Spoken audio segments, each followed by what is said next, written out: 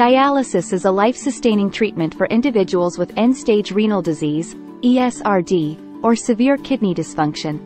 There are two primary types of dialysis: hemodialysis, HD, and peritoneal dialysis, PD. Each method has its own mechanism of action, advantages, and considerations for patient selection. Hemodialysis, HD. Hemodialysis is the most common form of dialysis. It involves the use of a dialysis machine to remove waste products and excess fluids from the blood. Here are some key aspects of HD. Mechanism of action. During HD, blood is pumped from the patient's body into a dialysis machine. Within the machine, the blood flows through a dialyzer, also known as an artificial kidney. The dialyzer consists of a semi-permeable membrane that allows waste products and excess fluids to pass through while retaining essential substances like red blood cells and proteins. The cleansed blood is then returned to the patient's body. Procedure. HD is typically performed at a dialysis center or hospital, with sessions lasting around 3 to 4 hours and occurring multiple times per week. Advantages. HD provides efficient removal of waste products and fluid overload, leading to better control of electrolyte and acid-base imbalances. The procedure is performed by trained healthcare professionals, ensuring close monitoring and immediate access to medical assistance if needed. Considerations for patient selection.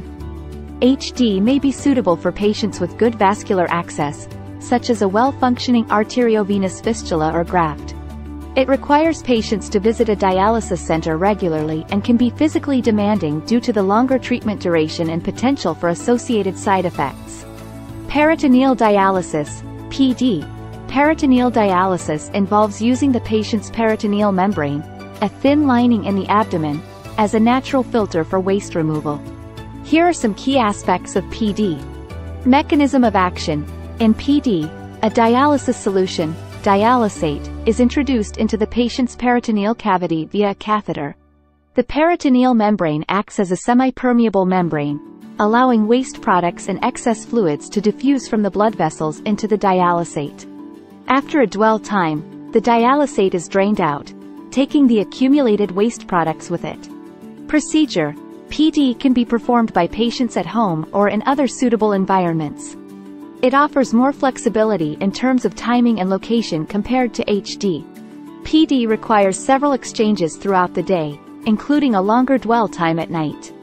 Advantages. PD provides continuous dialysis, which offers more steady control of fluid and waste removal compared to intermittent HD. It allows for greater lifestyle flexibility, avoids the need for vascular access, and may preserve residual kidney function to some extent.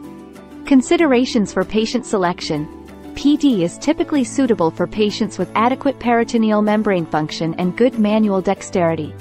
It requires patients to have a suitable living environment and the ability to perform the exchanges themselves or with the assistance of a caregiver. The choice between HD and PD depends on several factors, including the patient's clinical condition, lifestyle, vascular access availability, and personal preferences.